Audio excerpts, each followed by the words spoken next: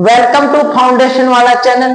आज अपन बात करेंगे मैथ सब्जेक्ट में, और ये जो स्पेशल क्लास स्पेशल बैच उन बच्चों के लिए है जो बच्चे सैनिक मिलिट्री और नवोदय की प्रिपरेशन करना चाहते हैं कि बेहतरीन लेवल की तैयारी।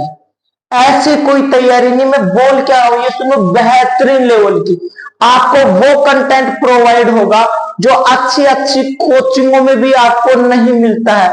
आपको बिल्कुल एक बेहतरीन क्वालिटी के साथ और बेहतरीन कंटेंट मिलेगा आप लोगों को। और आज अपन बात करेंगे अपनी जो बुक होगी, और बुक इसके अंदर अपन सॉल्यूशन करेंगे वो वाली अपनी बुक होगी जिसका नाम है बोर्ड मास। इसका अपन कंप्लीट सॉल्यूशन करेंगे, प्रीवियस ईयर्स भी लगाएंगे अपन। इसमें आपके एग्जाम टाइम में मैराथन क्लास भी आप लोगों के लिए प्रोवाइड करवाई जाएगी। आपके सभी क्वेश्चंस का सॉल्यूशन होगा आप लोगों के लिए, और आपको ज्यादा से ज्यादा बच्चों को शेयर करनी है और सपोर्ट करना है चैनल को ज्यादा से ज्यादा, ताकि मैं आप लोगों के लिए डेली क्लास अपलोड करता रहूं। ठीक है ना। तो आज अपन बात करेंगे मैथ्स के अंदर सैनिक मिलिट्री और नवोदय के लिए। आज अपन बात करेंगे नंबर सिस्टम की। तो ये जो नंबर सिस्टम है, इस नंबर सिस्टम में और स्पेशल एक बात और बता देता हूं, जो आपका ये बैच होगा ये हिंदी मीडियम स्टूडेंट्स के लिए है। और देखो जो मैथ्स होता है इसमें आपके लिए मीडियम ज्यादा मतलब कि वेटेज नहीं रखता, वेटेज रखते हैं आपके कंसेप्ट। लैंग्वेज डजेंट मैटर, यानी इसके अंदर लैंग्वेज का कोई मैटर नहीं करती आपकी, क्या आपकी लैंग्वेज क्या, आपके कंसेप्ट कितने कंटेस्ट है, आप अपने सब्जेक्ट को लेके कितना एफर्ट लगाते हो, वो यहाँ पे इंपॉर्टेंट रहता है मैथ्स के अंदर। तो आज अपन बात करेंगे बोर्ड मास वाली बुक के लिए नंबर सिस्टम में, और इसको अपन हिंदी में बोलते हैं संख्या या संख्या पद्धति। संख्या और संख्या पद्धति। देखो ध्यान से बेटा, मैंने आप लोगों का जो फर्स्ट चैप्टर इसका नाम है संख्या और संख्या पद्धति है। तो अपन पहले बात करेंगे सर जो संख्या होती है क्या होती है, ये कितने प्रकार की होती है, ये कैसे बनी है, किससे मिलके बनी हुई, इन सभी चीजों का अपन जिक्र करेंगे। जितनी भी आपकी डेफिनेशन है, जितना भी बेसिक है, वो आज इस क्लास में अपन अच्छे से समझेंगे, और कल इसके अपने क्वेश्चन लगाएंगे बढ़िया तरीके से, एक एक क्वेश्चन लगाएंगे। तो आज अपन बात करते हैं संख्या की। आप लोगों का पहला क्वेश्चन यही आ रहा होगा दिमाग में, अगर आप पढ़ने बैठ गए हो, और इसमें अगर आप एक क्लास लेते हैं, एक रफ नोटबुक और पेन अपने साइड में रखना है, बेसिक्स पहले सुनना है, और जो जो आपको इंपॉर्टेंट पॉइंट लगे उनको आप नोट करते रहना मेरे साथ साथ। तो अगर मैं बेटा आप लोगों को कहूं जो अपनी ये संख्या है बेटा, ये किससे बनी हुई होती है, कहां से बनती है और किससे बनी हुई होती है। आप बोलोगे सर मैथ्स के अंदर जितनी भी संख्याएं बनी हैं या बनेंगी या बनी हुई है, और जो अपना बनाएंगे, ये सभी किससे बनी हुई होती है। आप बोलोगे सर जितनी भी मैथ्स के अंदर जो संख्याएं बनती हैं ये बनती हैं अंक से, यानी अंकों को अगर आप मिला के लिख दोगे तो क्या बन जाएंगी, संख्या बन जाएंगी। ठीक है ना बच्चों, यहां पे अपन ने क्या कहा, अंकों से क्या बनती है, संख्या।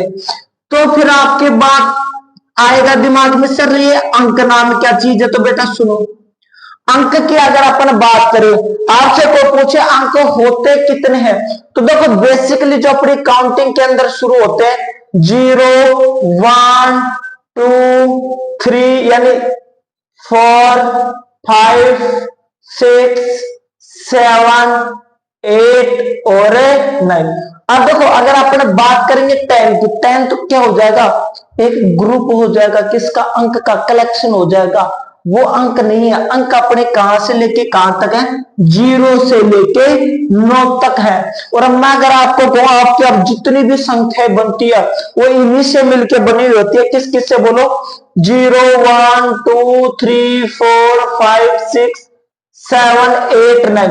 अब आप जितनी भी संख्या बनाओ, जो बनाए जैसे संख्या बनाओ, आप किन का यूज करके ही बनेगी। अगर आप ना चाहोगे तो भी यही यूज होंगे और ना चाहोगे तो भी यही अंक यूज लेंगे। इसलिए अपन ने जो अभी पढ़ा भी क्या है कि सर अंक से क्या बनती है, संख्याएं बनती है। सर ये अंक है, कुछ संख्याएं बना के बता सकते हो? देखो मैं कहूंगा बेटा अभी बनाते हैं आपके सामने। मैं संख्या लेता हूं बेटा 1987 यानी 1987 लेता हूं आप लोगों के सामने। एक एग्जांपल लेता हूं मैं 13,416, एक लेता हूं मैं 6,406, समझना ध्यान से। और एक मैं ले लेता हूं 11, एक ले लेता हूं मैं 171। ये मैं कुछ संख्याएं आप लोगों को समझाने के लिए राइट की है, लिखी है मतलब मैंने। तो देखो पहले मैं कहूं मेरे प्यारे प्यारे बच्चों, ये जो 11 मैंने लिखा है, 11 के अंदर कितने अंक दिखाई दे रहे? आप बोलोगे सर इसके अंदर दिखाई दे रहे एक और एक, 2 अंक दिखाई दे रहे। तो आपसे कोई पूछे इस संख्या के अंदर कितने अंक है, तो आप आराम से इस बात को इजी वे में कह दोगे सर इसके अंदर 2 अंक है। आगे अगर अपने से बात करें, कोई पूछे कि इसमें कितने अंक, आप आराम से कह दोगे 1 2 3, यानी इस संख्या के अंदर मेरे प्यारे बच्चों कितने अंक है? आप बोल दोगे सर इसके अंदर है 3 अंक है। आगे जो संख्या लिख रखी है, अगर अपने कोई इसमें से कोई पूछे कि बताओ बेटा इसमें कितने अंक, आप बोलोगे सर अभी हम गिन के बता देंगे 1 2 3 4, यानी इसके अंदर कितने अंक है? 4। अगले वाला जो मैंने एग्जांपल लिखा है ये कौन बेटा इसमें कितने का, आप गिन के बता दोगे 1 2 3 4 5। इससे अगले वाले में अगर मैं आपसे पूछूं बेटा इसमें कितने अंक है, तो भी आप आराम से बता सकते हो 1 2 3 और ये कितना हो गया 4। तो इन्हें बिल्कुल आसान भाषा में ये बता सकते हो ना कि किस संख्या में कितने अंक है। अगर अपन अंकों को एक साथ इकट्ठा करके लिख देते हैं तो अपनी क्या बन जाती है? संख्या। और अंकों से ही क्या बनती है? बोलो संख्या। ये बात बता दो समझ में आई नहीं? सर ठीक है, ये हमको बात बिल्कुल समझ में आ गई। ये बात होगी सिर्फ संख्या। संख्या किससे मिलके बनी होती है? अंकों से। और सर अब बात हो गई, ये बात तो संख्या बन गई, संख्या बनी कितनी प्रकार की, कौन कौन सी संख्याएं बन सकती है अंकों से? मेन मुद्दा तो यही है। सर संख्या तो बन गई, तो संख्या भी तो कुछ प्रकार की बनेगी। ऐसे कौन कौन से प्रकार है, किस किस प्रकार की संख्याएं बन गई होंगी? तो देखिए मेरे साथ,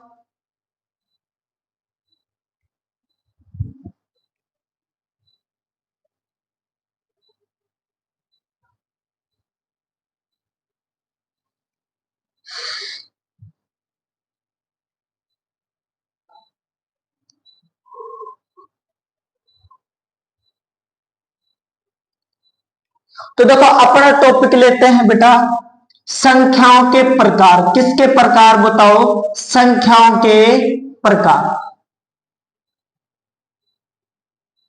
और एक बात और मैं आपको बताना चाहता हूं कि बेटा आपको जो यहां पे कंटेंट मिलेगा ना, आप कंपेयर करके देखना, जितने भी आपको क्लासें मिलती है, जहां पे भी आप पढ़ रहे हो, उससे आपको थोड़ा बहुत, ज्यादा नहीं तो थोड़ा बहुत तो बेहतरीन मिले ही का। मेरा तो मानना है कि मैं आपको उनसे बहुत अच्छा बेहतरीन दूं। और ये बात आप भी रियलाइज कर लोगे कि आपको कैसा कंटेंट प्रोवाइड वाला, वो भी आपको फ्री ऑफ कॉस्ट में। जिसके लोग लाखों रुपए ले लेते हैं ना, वो आपको बिल्कुल फ्री में कंटेंट मिलेगा यहाँ पे। तो यहाँ पर देखो अपन बात करते हैं बेटा संख्याओं के प्रकार। अब देखो संख्याएं कितने प्रकार की होती हैं और कौन कौन सी होती है। अपन बात करेंगे सर संख्याओं के प्रकार। तो सर अपन पहले पढ़ते संख्याओं के बनने से कि एक संख्या बनती है बेटा, क्या बनती है? पहले पढ़ो अपन प्राकृत संख्या। देखो एक्चुअल में प्राकृत संख्याएं होती भी क्या है, इनको मैं आपको ऐसे कंसेप्ट समझाऊंगा कि आप कभी भूल ही नहीं पाओगे। पहले तो जो सभी पढ़ते हैं वैसे पढ़ो। प्राकृत संख्या कौन सी होती है सर? ऐसी संख्याएं जो कहां से शुरू होती हैं, ऐसी संख्याएं सर जो कहां से शुरू होती है? एक से तो शुरू होती हैं और एक से शुरू होके और कहां तक जाती है, अनंत तक जाती है। एक से शुरू होके अगर अनंत तक जाती है ऐसी संख्याओं को अपन क्या बोल देते हैं, आप बोलोगे सर प्राकृत संख्या। क्या बोल दोगे, प्राकृत संख्या। प्राकृत संख्याओं के बाद में कौन सी संख्या बनी आपका, देखो इसका अगर मेथड देखोगे आप अच्छे से, सर प्राकृत संख्या अभी पूरी नहीं है, क्यों, क्योंकि इसमें नंबर्स को कंप्लीट करने के लिए किसकी जरूरत पड़ेगी, जीरो की, और जीरो यहां पर है नहीं। तो अगर अपन इन्हें प्राकृत संख्या में क्या ऐड और कर देंगे, जीरो, तो सर जीरो को अगर आप और इंक्लूड कर दोगे तो देखो जीरो के इंक्लूड करने से संख्या क्या बन गई, पूर्ण। पूर्ण का मतलब पूरी हो गई अब संख्या। जीरो और मिलते ही ये सभी जो अंक दिखाई दे रहे, संख्या दिखाई दे रही है, ये क्या हो जाएंगी, पूरी हो जाएंगी।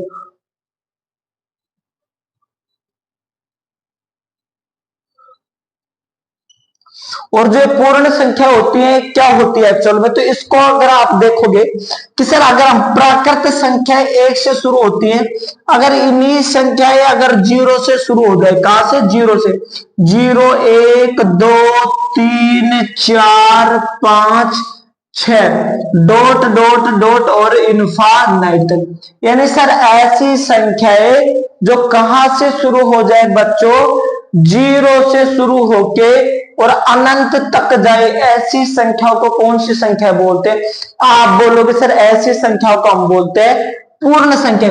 तो देखो इन दोनों का मैं आपको कंसेप्ट भी सिखाई देता हूं। क्या आपसे ट्यूशन में पूछ ले, क्या बेटा पूर्ण संख्याओं में प्राकृत संख्याएं आती है, प्राकृत संख्याओं में पूर्ण संख्याएं आती है,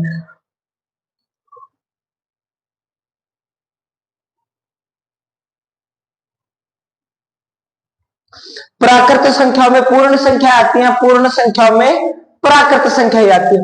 तो इसको अपने डायग्राम से समझते हैं। देखो पहले तो ये समझो सर प्राकृत संख्या कहां से शुरू हो रही है, एक से, ये किससे हो रही है, जीरो से, तो इसका मतलब एक्स्ट्रा क्या आ रहा है यहाँ पे, जीरो, और ये वाले आगे वाले नंबर सेम है, तो इसका मतलब सर पूर्ण संख्याओं में क्या आ रही है, प्राकृत संख्या आ रही है, प्राकृत संख्याओं में पूर्ण संख्या नहीं आती।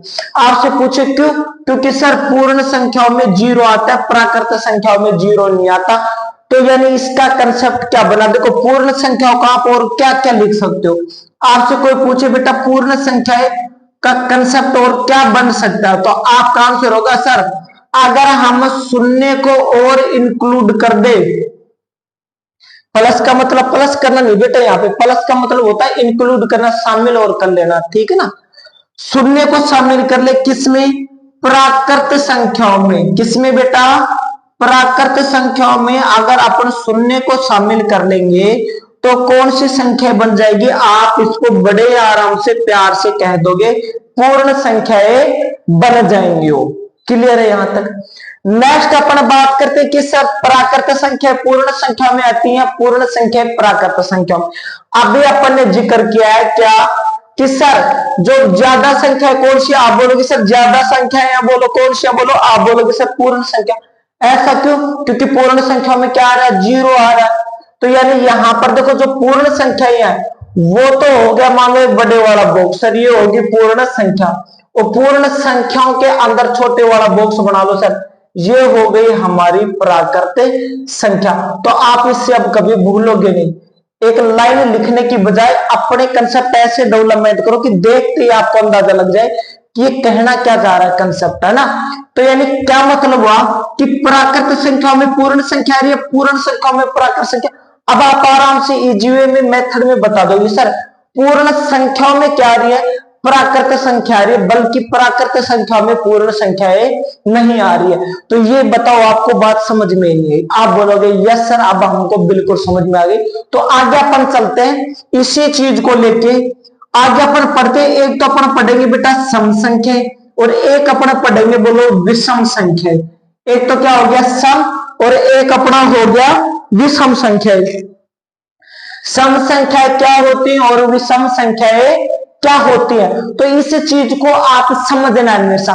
सम संख्या क्या होती है सर, ऐसी संख्याएं जो दो से विभाजित हो जाए उनको कौन सी संख्या बोलते हो, आप बोलोगे सर उनको हम बोलेंगे सम संख्या है। और ऐसी संख्या जो 2 से विभाजित नहीं होती उनको आप क्या बोलोगे, विषम संख्या। या फिर आप ऐसा बोल दो, अगर देख करके पता लगाना चाहते हो कि सम है या नहीं है, डायरेक्ट उनकी पहचान लिख दो।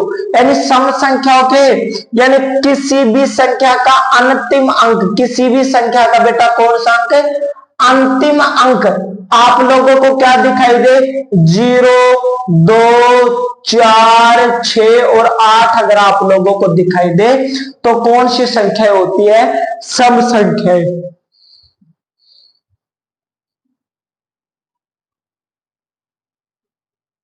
आज अपन बात करते हैं किसकी, विषम संख्या की। विषम संख्या क्या होती है सर, ऐसी संख्या जिनका अंतिम अंक 0, 2, 4 से 8 न होके इनके अलावा अगर कोई भी अंक हो तो कौन सी संख्या हो जाएंगी, विषम संख्याएं हो जाएंगी। क्लियर है यहां पर, ठीक है। ये ऐसे याद रख लो, 2 से भाग होने वाली संख्या सम, 2 से भाग न होने वाली विषम। या फिर अगर आप क्वेश्चन को देख के पता लगाना चाहते हो सम कौन सी होती है तो उसकी पहचान याद करो, 0, 2, 4, 6, 8 आएंगे तो सम, अगर ये नहीं आएंगे तो विषम। क्लियर है यहां तक।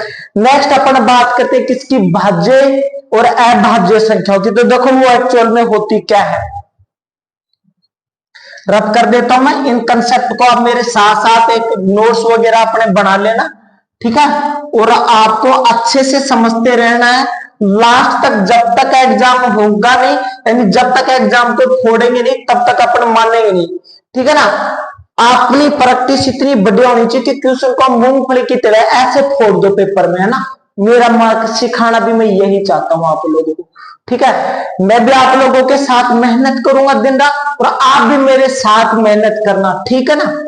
रूल ऑफ इक्वलिटी फॉलो करना, आपको भी और मेरे को भी, दोनों ही करेंगे अपन, ठीक है ना। तो यानी आगे अपन बात करते हैं संख्याओं के प्रकार में, किस किस की, अभाज्य और भाज्य संख्याएं। तो देखो अभाज्य और एक हो गई अपनी भाज्य। क्या अभाज्य संख्याओं के और कुछ नाम भी है, आप बोलोगे सर बिल्कुल है। कौन कौन सी, रूढ़ संख्या और असंयुक्त संख्या। कौन सी संख्या, आप बोलोगे सर रूढ़ संख्या और होती है असंयुक्त संख्या। रूढ़ संख्या और असंयुक्त संख्या। और सर क्या क्या हो सकती है, किसका नाम, इनका। देखो ये तो हो गया अभाज्य का। भाज्य का क्या हो, जैसे भाज्य के नाम है ऐसे कोई भाज्य के नाम है क्या, मेरा आंसर होगा हाँ है। तो कौन कौन से, आप बोलोगे सर एक तो है यौगिक और एक कौन सा है संयुक्त। एक तो यौगिक और एक कौन सा है संयुक्त। रूढ़ हो गया तो इसका क्या हो जाएगा यौगिक, और ये असंयुक्त है तो ये वाला अपना क्या हो जाएगा संयुक्त संख्या। ये बात आपको याद रखनी, इनके नाम याद रखने, कोई से भी नाम से आ सकता है। अभाज्य, रूढ़, असंयुक्त एक ही मतलब है, भाज्य यौगिक संयुक्त का एक ही मतलब है। अब इनकी डेफिनेशन समझो, बिल्कुल प्यार भरी डेफिनेशन है। अभाज्य संख्या सर ऐसी संख्याएं, कौन सी संख्याएं, ऐसी संख्याएं जो 1 और स्वयं से विभाजित हो, 1 और स्वयं से क्या हो, विभाजित हो, ऐसी संख्याओं को अपन क्या बोलते हैं, अभाज्य संख्या। कल को आपसे पूछे अभाज्य संख्याओं के गुणनखंड कितने हो सकते हैं, मतलब फैक्टर कितने हो सकते हैं, तो मेरा आंसर होगा बेटा आपके लिए कि कम से कम, यानी ज्यादा से ज्यादा, कम से कम, कुछ भी मान लो, है ना। कितने हो सकते हैं, 2 तो होंगे। कितने, 2। और 2 कौन कौन से, एक तो क्या हो जाएगा, एक हो जाएगा। 2 कौन कौन से होंगे, एक तो क्या हो जाएगा एक, और एक कौन सा हो जाएगा, और कौन सा हो जाएगा दूसरा, कौन सा हो जाएगा स्वयं। कोमा लगा के लिख दो, एक तो एक और एक क्या हो जाएगी स्वयं संख्या, जो खुद संख्या है वही हो जाएगी। क्लियर। एग्जाम्पल्स को लिए देखो, और अगर देखो आप और एक मतलब कि अपने को अगर मैं मेरे तरीके से बताना चाहूं इसकी डेफिनेशन, वो आपकी क्या हो सकती है। सर ऐसे नंबर, सुनना, मैं मेरे खुद की तरफ से आपको समझाने के लिए बता रहा हूँ ना, ऐसी कोई नोट्स वगैरह में, बुक वगैरह में नहीं मिलेगी डेफिनेशन कि सर ऐसे नंबर जो सिर्फ खुद खुद के पहाड़े में आए, पहाड़ा मतलब टेबल में आए, समझ गए मेरी बात को? क्या कि ऐसी संख्याएं जो सिर्फ खुद खुद के पहाड़े में आए और किसी दूसरे के पहाड़े में ना आए, ऐसी संख्याओं को क्या कहते हैं? अभाज्य संख्या। नोट लगा के लिख लेना, कौन सी संख्या है? जो स्वयं के पहाड़े में आए, स्वयं के पहाड़े में आए। आपको साफ नजर आ रहा होगा मैं कितना समझाने की आप लोगों को कोशिश कर रहा हूं। क्या मैं आप लोगों को बेहतरीन कंटेंट देने की कोशिश कर रहा हूं, कोशिश कर भी रहा हूं और करूं भी रहा, और बेटा बहुत बेहतरीन कोशिश होगी और अपना रिजल्ट भी बेहतरीन से भी बेहतरीन आएगा, ठीक है? तो मैं आप लोगों को कहूं कि स्वयं के पहाड़े में आए और किसी दूसरे के पहाड़े में, वो भी संख्या कौन सी होती है? बाजी। एग्जाम्पल देखो, देखो कौन कौन से हो सकते हैं बेटा। मैं आप लोगों को कहूं जैसे दो है, एक है, एक तो देखो सभी की पहाड़े में आता है, एक में भी आता है, फिर दो एकम दो उसमें भी आता है, किसी भी संख्या से भाग हो जाता। एक का तो कोई करैक्टर ही नहीं है ना, समझना बात को। बात अपन शुरुआत करते हैं किससे? दो से। तो ये दो होगा, क्या हो गया? देखो दो एकम दो और किसी के पहाड़े में दो दिखाई देता। आप बोलोगे नहीं सर, तो इसलिए दो कौन सी संख्या हो जाएगी? अभाज्य संख्या। दो के बाद में देखो क्या आ गया? तीन। तीन देखो, तीन एकम तीन। अब बताओ तीन, तीन के खुद के पहाड़े के अलावा किसी और में नजर आ रहा? आपका आंसर होगा सर बिल्कुल भी हमको नजर नहीं आ रहा, इसलिए तीन भी क्या हो जाएगी? अभाज्य। इस तीन के बाद देखो चार आता है। चार देखो, चार एकम चार, दो दूनी चार, खुद में भी आ रहा, दो में भी आ रहा, इसका मतलब अभाज्य तो नहीं हो सकता।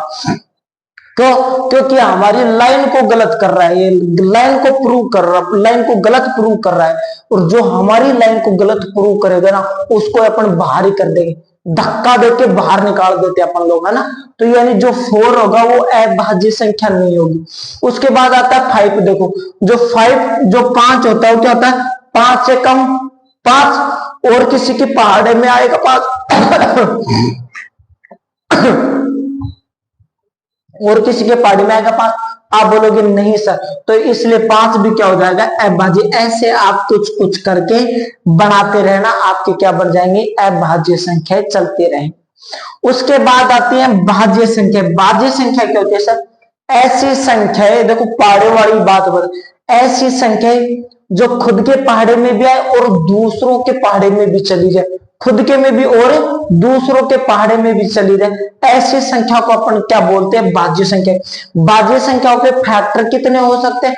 आप बोलोगे सर दो से ज्यादा। दो, दो जिसके दो फैक्टर होंगे वो तो क्या हो जाएगी? अभाज्य। और जिसके दो से ज्यादा होंगे, तीन चार पांच छह सात जितने भी होंगे, वो सभी संख्या कौन सी हो जाएंगी? भाज्य संख्या हो जाएंगी, यौगिक हो जाएंगे और संयुक्त हो जाएंगी। क्लियर यहां तक? इसके बाद अपनी कौन सी संख्या होती है? अपनी कुछ आएंगी सर भाज्य अभाज्य, तो कुछ ना कुछ संख्या जुड़वा भी हो, और जुड़वा कौन सी? अभाज्य संख्या। और देखो एक बात और समझ लो, यहाँ पे अभाज्य और भाज्य की कहानी चल रही है ना, तो यहाँ पे अपन एक को थोड़ा सा भूल के चले गए, अपन भूल के क्या जानबूझ के छोड़ के चले गए। तो एक क्या होता है? एक न तो भाज्य संख्या होता है बेटा, न भाज्य और न ही अभाज्य, न ही भाज्य और न ही अभाज्य संख्या होती है। तो एक होता क्या? तो आप बोलोगे एक होता है विषम संख्या। क्या होती है मेरे प्यारे बच्चों? विषम संख्या। मेरे खट्टे खट्टे रसगुल्लो, क्या होती है? विषम संख्या होती है। इसके बाद में जो अपना ये दो है ना, दो क्या है? दो एक ऐसी है, अभाज्य भी है और अभाज्य के साथ साथ कौन सी संख्या है? सम संख्या है। गजब, भयंकर कंसेप्ट बन गया आप लोगों के लिए कि सर एक ऐसी संख्या बताओ जो सम भी हो और अभाज्य संख्या भी हो, और क्या हो? सबसे छोटी। लो भाई, और सीखो, आप कितना सीख सकते हो, जितना सीखो आप तो बता दो कि आपको सीखना कितना है, उतना ही आप लोगों को सिखा देंगे। ठीक है। यानी एक क्या होती है, न भाज्य और न ही अभाज्य। इसके बाद दो का जिक्र हुआ। दो क्या होती है सर, दो होती है अभाज्य संख्या। और कौन सी अभाज्य, सम अभाज्य संख्याएं होती है। और अगर आपको पूछे कि सबसे छोटी अभाज्य संख्या कौन सी होती है, तो भी आंसर क्या हो जाएगा, दो। जब आपसे पूछे सबसे छोटी विषम अभाज्य संख्या, क्या पूछे, सबसे छोटी विषम अभाज्य संख्या, विषम अभाज्य संख्या। अब बताओ मेरे को, भाई दो है, ये तो सम हो गया, ये तो खत्म हो चुका है। बच क्या रहा अपने पास, तीन। अब तीन बताओ सम है विषम, आप बोलोगे सर जी विषम है। और विषम है तो तीन से छोटा कोई विषम और दिखाई भी नहीं देता। तीन से छोटा अपने को दिखाई देता एक, एक तो न तो भाज्य न भाज्य, इसलिए अब बारी सिर्फ किसकी है, थ्री की। तो जो तीन है ना, वो क्या होगी, सबसे छोटी विषम अभाज्य संख्या हो जाएगी। क्या बताओ, इतनी बात आप लोगों के दिमाग में बैठे नहीं बैठे। अगर ये बात दिमाग में बैठी है तो कमेंट बॉक्स भर देना बढ़िया तरीके से, अच्छे अच्छे कमेंटों से। क्लियर है यहां तक। इसके बाद अपन नेक्स्ट कंसेप्ट क्या पढ़ रहे थे, जुड़वा अभाज्य संख्या। जुड़वा अभाज्य, जुड़वा अभाज्य क्या होती है सर, ऐसी कोई दो अभाज्य संख्या, यानी ऐसी दो अभाज्य संख्या, ऐसी दो अभाज्य संख्या जिनका अंतर दो हो। देखो ये डेफिनेशन अगर हिंदी में नहीं समझ में आ रही तो एग्जांपल से तो आपको समझ में ही आ ही जाएगा। बात कर रहे थे जुड़वा अभाज्य की, तो ऐसी दो अभाज्य संख्याएं जिनका अंतर दो हो, जिनका अंतर कितना हो, दो, वो ऐसी कौन सी संख्या होती है, आप बोलोगे सर जुड़वा अभाज्य संख्या। एग्जाम्पल देखो, देखो मेरे बच्चों, दो अभाज्य संख्या लेनी है और दोनों अभाज्य संख्याओं का अंतर कितना होना चाहिए, दो। कहने का मतलब क्या है बेटा, देखो कल को मैं एक एग्जांपल लेता हूं, 3 और 5। देखो तीन कौन सी संख्या है, आप बोलोगे अभाज्य, क्यों, क्योंकि सर तीन सिर्फ खुद की टेबल में आता है। सर ठीक है, 5 है वो भी खुद की टेबल में आता है। इनमें अंतर देखो 3 प्लस 2, इन्हें बताओ 2 का अंतर नहीं है, यानी 5 में से 3 को माइनस करोगे 2, और यानी 3 में 2 जोड़ोगे तो 5, एक ही बात है। क्लियर है यहाँ पर। नेक्स्ट क्या हो सकता है सर, 5 से 7, यानी 5 और 7 भी कौन सा हो गया, जुड़वा अभाज्य। और अपना क्या हो सकता है सर, 11 और 13। और अपना क्या हो सकता है, आप बोलोगे सर 17 और 19। ठीक है ना। ऐसे आपको क्या बनानी है, अपने जुड़वा अभाज्य संख्या। क्यों, क्योंकि सर ये अभाज्य भी है और इनके बीच का अंतर भी क्या है, 2 है। और इंग्लिश में इनको बोलते हैं ट्विन्स प्राइम नंबर। क्लियर है यहाँ पे। इसके बाद अपन बात करेंगे सहअभाज्य संख्याओं की। किसकी बात करेंगे अपने, सहअभाज्य संख्याओं की। तो देखो सहअभाज्य संख्या कौन सी होती है,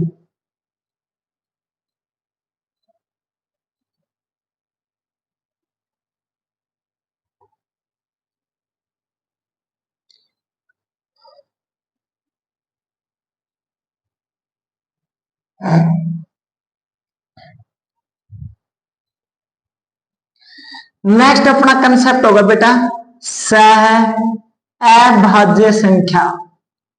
सहअभाज्य संख्या, तो देखो सहअभाज्य संख्या क्या होती है मेरे प्यारे बच्चों, इस चीज को आपको क्या समझना है।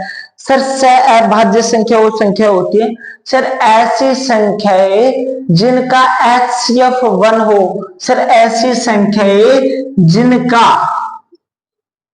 जिनका HCF क्या हो, 1 हो, वो ऐसी संख्या कौन सी होती है, आप बोलोगे सर सहअभाज्य संख्या होती है। सर कैसे, कौन से, मतलब अभी थोड़ा कम समझ में आया तो एग्जांपल देखो।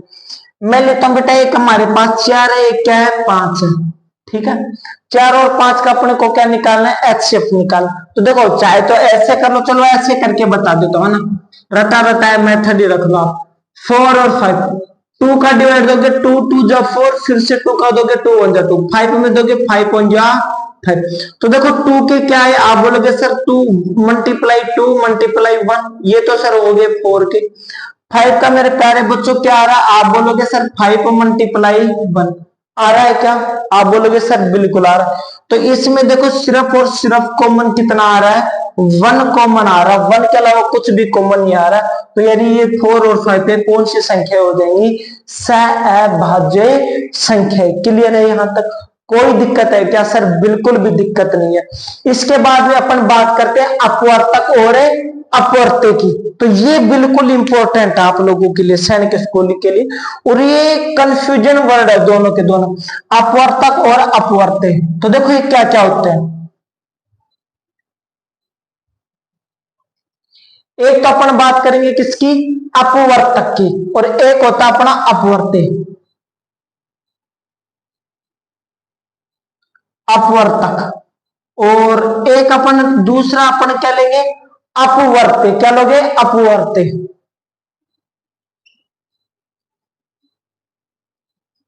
सर अपवर्तक और अपवर्त्य क्या क्या होते हैं? ये थोड़े मतलब कि इनकी जो डेफिनेशन है ना, समझने लायक है, दिमाग लगेगा आप लोगों का, क्योंकि नेम थोड़े सेम है और इनकी डेफिनेशन थोड़ी सी अभी तक जितने पढ़े हो उनसे आपको थोड़ा सा अलग समझने को मिल सकता है इसके अंदर। तो अलग आपको क्या मिलेगा? देखो पहली बात आपसे पूछ क्या रहा? अपवर्तक। तो एक बार आप फर्क लगाओ, क्या हो सकता है सर? ऐसे कौन सी संख्या हो सकती है जिनको हम क्या बोलेंगे? अपवर्तक। क्या बोलोगे? अपवर्तक। तो बताओ क्या हो सकता है? कुछ समझ में आ रहा है? नहीं आ रहा? तो यानी क्या होता है सर? अपवर्तक का मतलब होता है कि सर किसी संख्या को विभाजित करने वाली, क्या मैंने क्या कहा? ऐसी कोई किसी भी संख्या को विभाजित करने वाली जितनी भी संख्या है वो उसके क्या होते हैं? अपवर्तक होते हैं। सर अभी भी थोड़ा सा कम समझ में, थोड़ा सा कम। देखो एक बार मैं मेरे प्यारे बच्चों, मैं आप लोगों को कहूं बेटा 10 है, 10 के अपने को क्या बतानी है? अपवर्तक बताने। क्या बताने हैं? अपवर्तक। तो देखो एक जो होता है ना, एक वो तो सभी का क्या होता है? अपवर्तक। तो बताओ एक का भाग जाएगा, आप बोलोगे सर चला जाएगा। इसके बाद आपसे पूछे क्या सर 2 का चला जाएगा? मैं कहूंगा बिल्कुल बेटा सही सोच रहे हो, 2 का चला जाएगा। इसके बाद 3 का जाएगा, आप बोलोगे सर बिल्कुल 3 का नहीं जाएगा। इसके बाद 4 का जाएगा, नहीं जाएगा। 5 का चला जाएगा, 10 का चला जाएगा।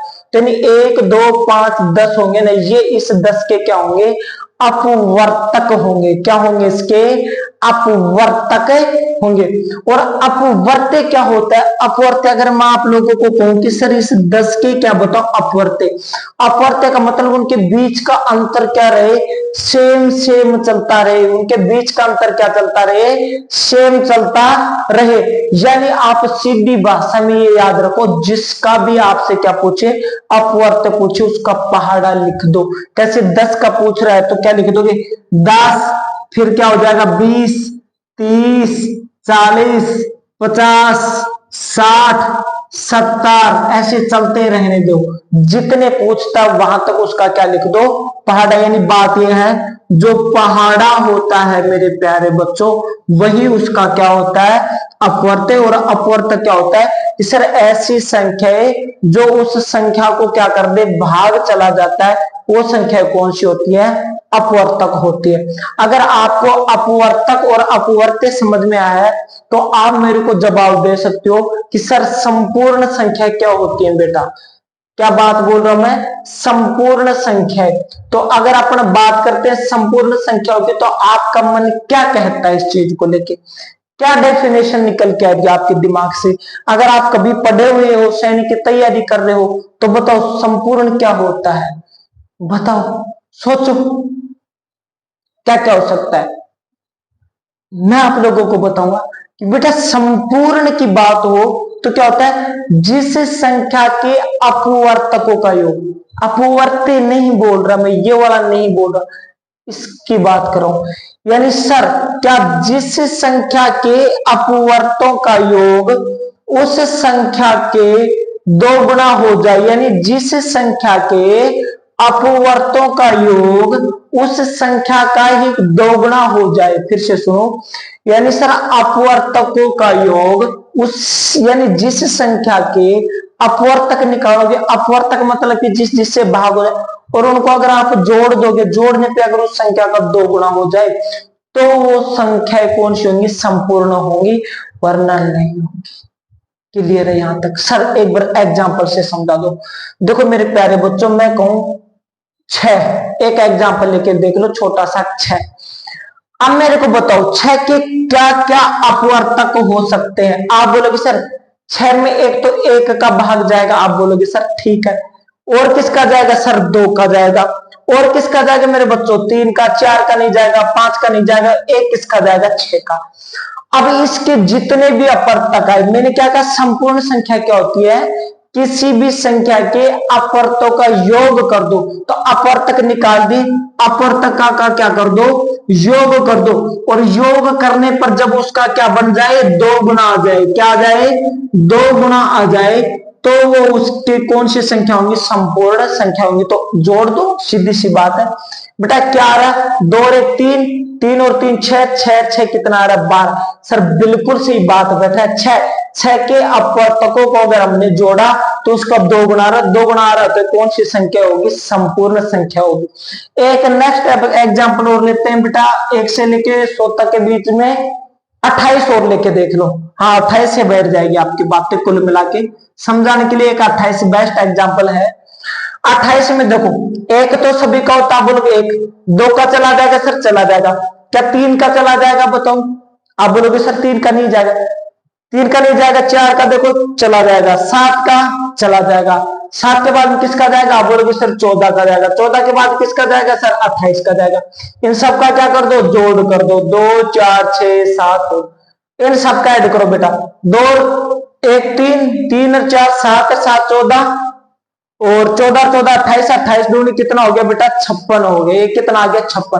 तो यानी ये बताओ 28 का 2 गुना आ रहा है, नहीं आ रहा? तो ये भी कौन सी संख्या हो जाएंगी? संपूर्ण संख्याएं हो जाएंगी। क्लियर है यहां तक?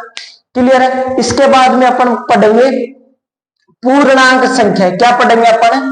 पूर्णांक संख्या। तो देखो पूर्णांक क्या होती है?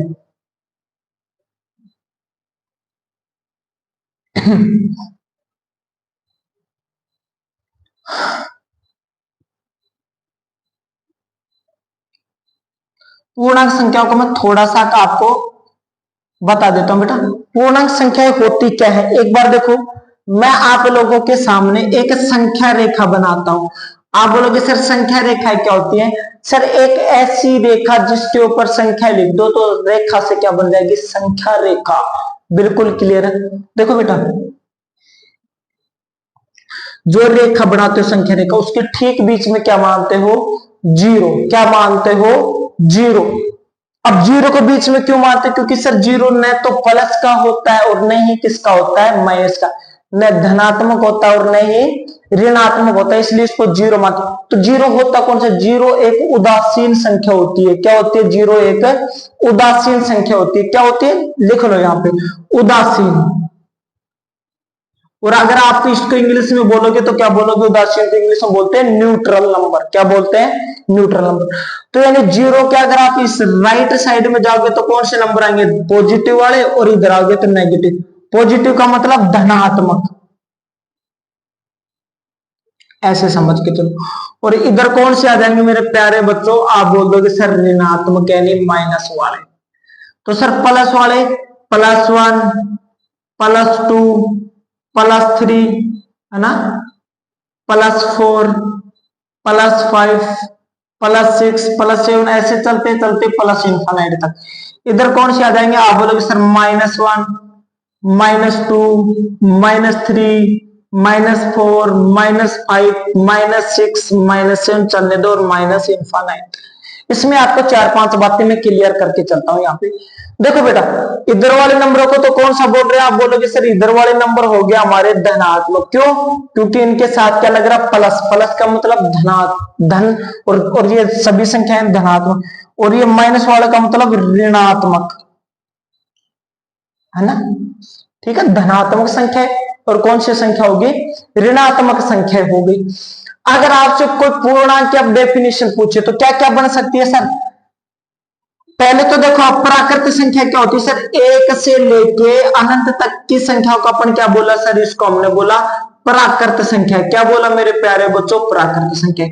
अगर इन प्राकृत संख्या में अपने जीरो को मिला लिया तो ये संख्या कौन सी बनी? पूर्ण संख्या। और अगर इस पूरी ही लाइन को अगर मेरे प्यारे बच्चों अगर इसको आप मिला दोगे तो ये संख्या क्या बन जाएंगी? पूर्णांक संख्या। समझे मेरी बात को? क्या कहा? प्राकृत संख्या एक से लेके अनंत तक, फिर जीरो को अगर और मिला लिया तो जीरो से लेकर अनंत तक पूर्ण संख्या। प्राकृत संख्या पूर्ण संख्या और इनको ऋणात्मक संख्याओं को मिला के क्या बन गया? पूर्णांक। कैसे सर? जो पूर्णांक की जो डेफिनेशन है ना, कई तरीके से हम दे सकते हैं। कैसे मेरे प्यारे बच्चों? जो पूर्णांक संख्या होती है, देखो कौन कौन सी सर? एक तो हमने इसमें मिला लिया ऋणात्मक नंबर। कौन से ऋणात्मक? मतलब ये माइनस वाले नंबर आ रहे हैं बेटा। आप बोलोगे सर एक क्या रहा है उसमें? जीरो आ रहा, मतलब कि शून्य आ रहा है। और एक उसमें कौन सा आ रहा? आप बोलोगे सर धनात्मक नंबर आ रहा है। ठीक है, तो ऋणात्मक, शून्य और धनात्मक को मिला के क्या बन गया? पूर्णांक।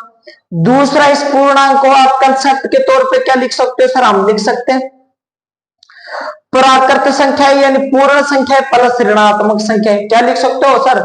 पूर्ण संख्या प्लस में कौन सी संख्या है? ऋणात्मक संख्या। क्लियर है? और पूर्णांक क्या क्या हो सकते हैं सर? आप बोलोगे सर ठीक है हम लिख देंगे प्राकृत संख्या। प्राकृत संख्या लिखोगे तो आपको क्या लिखना पड़ेगा? शून्य। और कौन सी हो जाएगी? ऋणात्मक संख्या। लिख दो, जो मन करे वही लिख दो। क्लियर है यहाँ पे? इसके बाद में अपन क्या पढ़ेंगे? ये पूर्णांक संख्या हो गई यहाँ पे। ठीक है ना? नेक्स्ट अपन डेफिनेशंस देखते हैं बेटा।